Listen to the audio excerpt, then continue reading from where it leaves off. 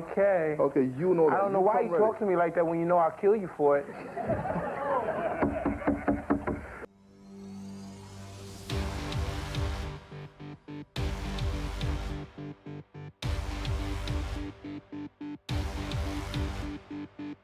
The last thing you want to do looking at Mike Tyson is to piss that guy off. And this is me talking about Iron Mike in 2023. What kind of machine was he when he was young? It was like he didn't even need his hands for a knockout. He would do it with his trademark ferocious stare. Nevertheless, there were many times daredevils willing to unleash their long tongues and trash talk to Mike.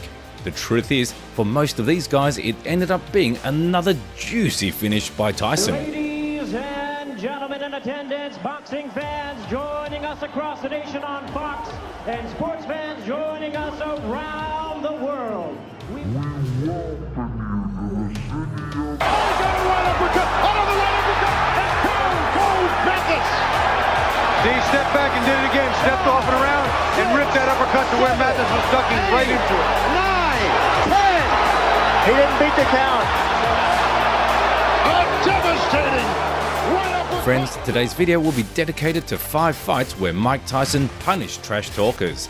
Please don't forget about the likes, comments with forwards, and subscribe to the channel so you will never miss any upcoming videos. Here we go.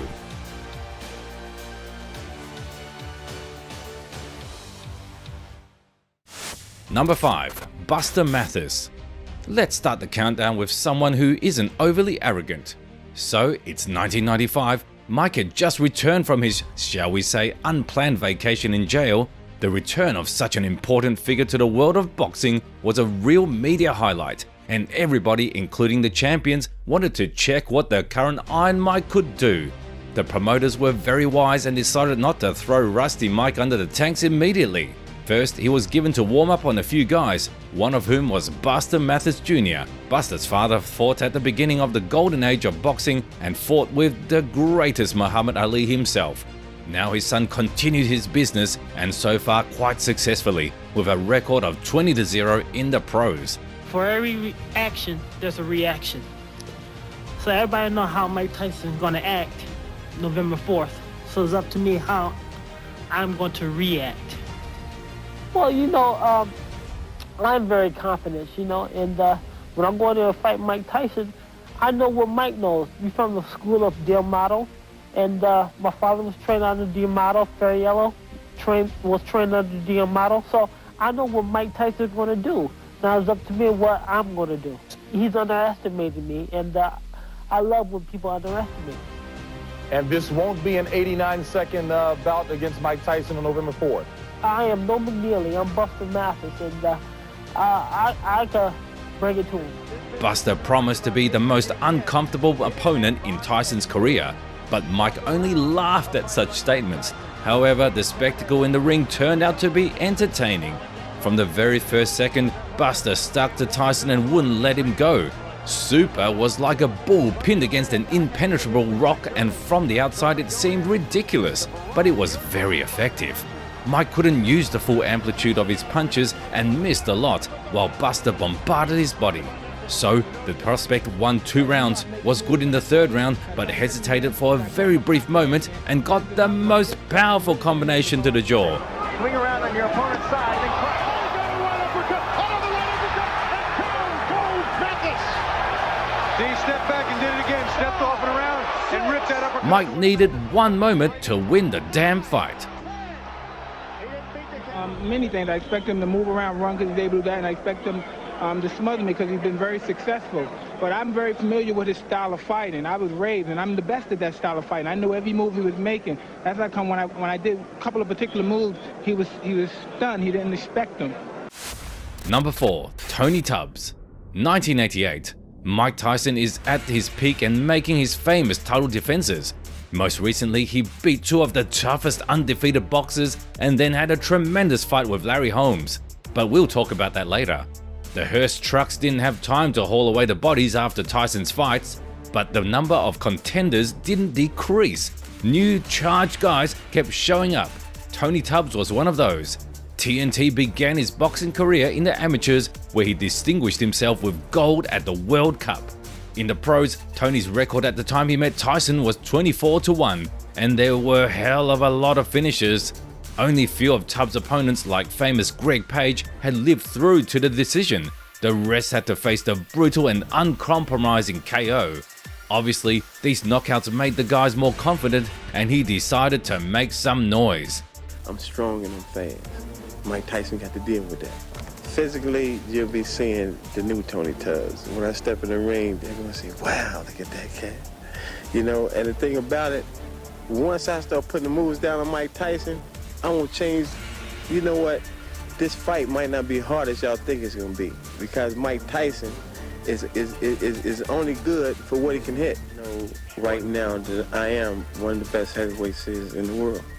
I can box better than any of them, and I ain't taking no back seats to none of them. I'm not even taking a back seat to Mike Tyson.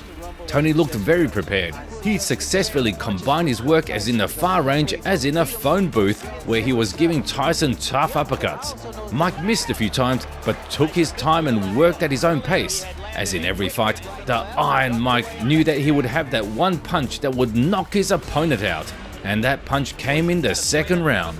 Tubbs was killing the champ in the blow exchanges, but then the traitorous ropes came to his back, and that was it. I couldn't tell whether or not the punch hurt. Tubbs is hurt. Tubbs is hurt badly.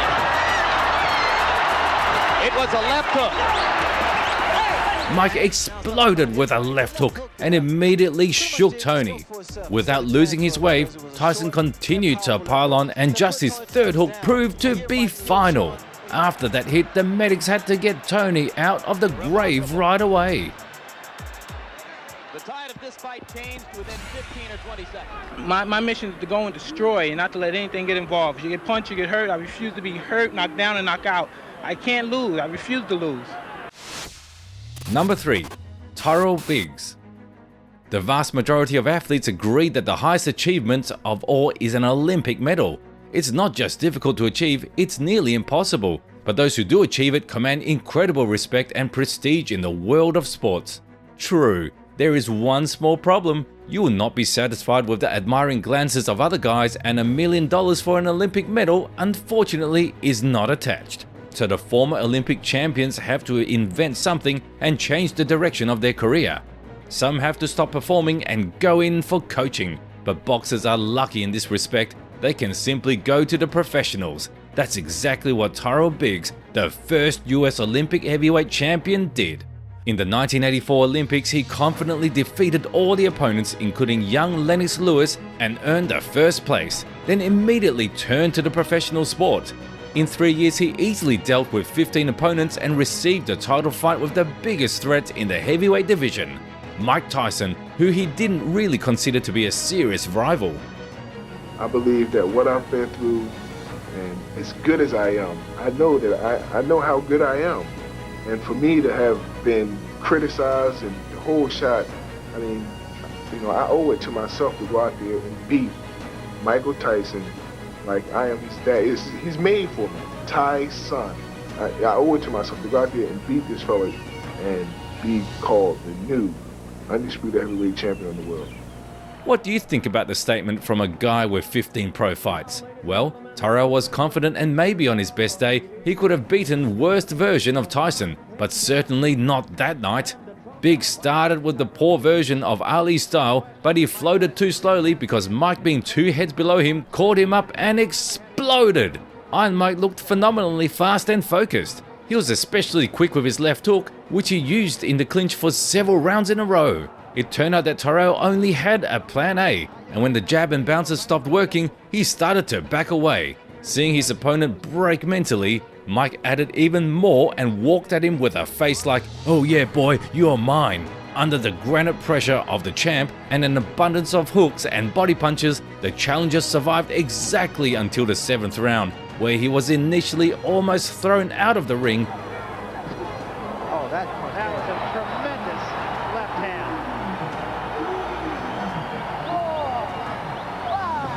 And then sent to lie down with a godlike left hand. And 10 seconds to go in a round. There's a left hand. He's down again. It's over. It's all over. And it wasn't even close. broke him down? Was it just constantly body punches? When I was hitting him with body punches, I heard him actually, he was crying in there, making woman gestures like, I can't find it, but I knew that he was breaking down soon. So Tyrell, who is whose son now? Number 2, Frank Bruno 2. The fight between Mike Tyson and Frank Bruno was one of the best confrontations of the turn of the 80s and 90s. Judging by the knockout power of both guys, this fight could almost be called the most explosive fight in history. We know about Tyson's great talents for knocking people out, so let's focus on Bruno. Before facing the Iron Mike, Frank's record was nothing less than 32-2, and only one of those wins came by decision. Something like Deontay Wilder, isn't it? In fact, in that distant era, Bruno was probably considered the toughest knockout fighter of all, even more powerful than Mike, if we're only looking at brute physical strength. But even beastly power didn't help Frank win the first fight, and he lost by TKO in the 5th round. After that, the boxers went their separate ways, but fate brought them together again in 1996 when the Iron Mike was in the best shape after prison and Bruno had the WBC belt. And I see myself knocking out Mike Tyson, spectacularly knocking him out. There's no way he just has to come straight at me all the time. Straight at me. But it'd be like running into a wall all the time. That was then, this is now. And I'm the champ now, the WBC champ. And he's going to try and take it off me, but he's only going to get a look at it because his time is gone. I feel much more stronger mentally and physically, and this is my time. Tyson's had his time, you know. If Customado was in his, well, he is in his grave now, and you can see all them amateurs and them terrible people behind him, he would be turning in his grave, you know what I mean? To have all them people shouting confidence, he must be lacking in something. But I want to knock him out so good into Don King's lap and wipe him off the map because he's bad for boxing, and his people are bad for boxing. Already in the first round, it was obvious that Tyson, after the non-fighting years, was in much better condition than Frank. Bruno became very old and his speed dropped drastically, and in a fight against such a killer, it was fatal. The champ was missing all the nukes that Mike was launching at him, and all he was trying to do in return was wedge and get his distance. Between the first and second round, Bruno already had his cut open, and it was obvious that he was struggling a lot, but the old warrior kept coming forward. Unfortunately, Tyson is not one to be merciful to his opponent. In the third round, he took the champion under the deafening roar of the crowd. He cut his head down with hooks. And this is what Bruno expected. He said he's not looking for the Tyson who fought McGillian Mathis. Here's a combination uppercut by Tyson. Tyson laid it on, pouring it on. Down goes Bruno into the ropes. This title is for my dear mentor, Customado, my children, Mikey, Gina, Raina. Praise be to Allah. Number 1. Larry Holmes. Throughout his life, Tyson had fixed the status of a gangster who was not afraid of anybody and never considered any boxer even close to himself. Mike's credo applied to everyone except his biggest idol, Muhammad Ali. The greatest was an idol for Tyson, someone to aspire to and whose achievements were absolute. Mike repeatedly said that Ali was an example to him, and so when the Iron Mike was offered a fight against Larry Holmes, he simply could not refuse. It became personal to him. Larry became one of the last with whom Ali entered the ring, and then Holmes did not leave a live spot on the legend of the past. After that, the Eastern Assassin became the best heavyweight for many years, but time does not spare anyone. By 1988, Larry began to slowly give up, and in his last 2 fights he lost to young Michael Spinks.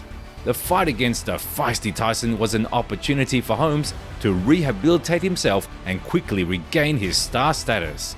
I'm ready to go in there with Mike sometime in January, whatever day they want, and hope it's going to be on HBO because I want the world to be able to see it. And out of this fight, I hope it's such thing as fairness. Last time I didn't get it, and I complained about it, the world seen it. Now I hope once they see it once more, it's fairness. I'm going to knock this guy out. One thing I've seen, Tyson makes a lot of mistakes. And if he fights me dirty, that's what kind of fight it's going to be all night. Because I didn't see a class of fight. I didn't see a guy that with class in there tonight. I seen a guy that throws elbows. I seen a guy that throws butts. I seen a guy that hits after the bell. I seen all of this in Mike Tyson. I didn't see a gentleman in there. If they want to make him out of a beast that he's claimed to be, he's going to be in there with a beast. And the thing about it, after this fight, people are saying, Larry Holmes, why? They won't say that anymore after this because I know what I'm doing. Larry tried to start the fight in his own style with lots of movement and dangerous jabbing, but he ran into the wrong guy. Stocky, powerful and very focused Mike Tyson was on his tail and wouldn't let him down. And while Holmes was playing catch up and hide and seek, the Iron Mike was shooting at him, but the clinch of the Eastern Assassin stopped him. Gradually, the former champion was getting the distance he needed for his jabs, and everything seemed to be going fine. But we all know Tyson needed one opportunity, and it came. The 38-year-old Larry Holmes cannot continue that round after round. Oh, a big right hand, and down goes the former champion. Holmes stopped for 1 second, and then the hardest double jab of his life hit him in the head. Mike's revenge on Ali was concentrated in that punch, and Larry got up after the knockdown and said, "Should I have fought with the greatest one once?" Tyson didn't stop there and scored another knockdown. Here comes Mike. There was a big right hand. Larry's nailed again. Down he goes. I don't know if he'll be able to continue.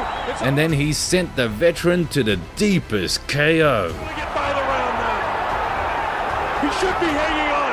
Nail with the right hand, the left hand. He's gonna hang on, or they'll stop the fight. Down he goes. Larry's hurt. It's all over. He is knocked out.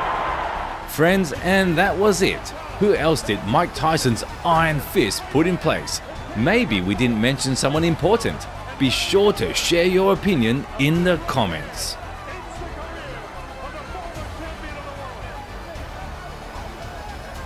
Mike Tyson proved to the world that he certainly is the undisputed heavyweight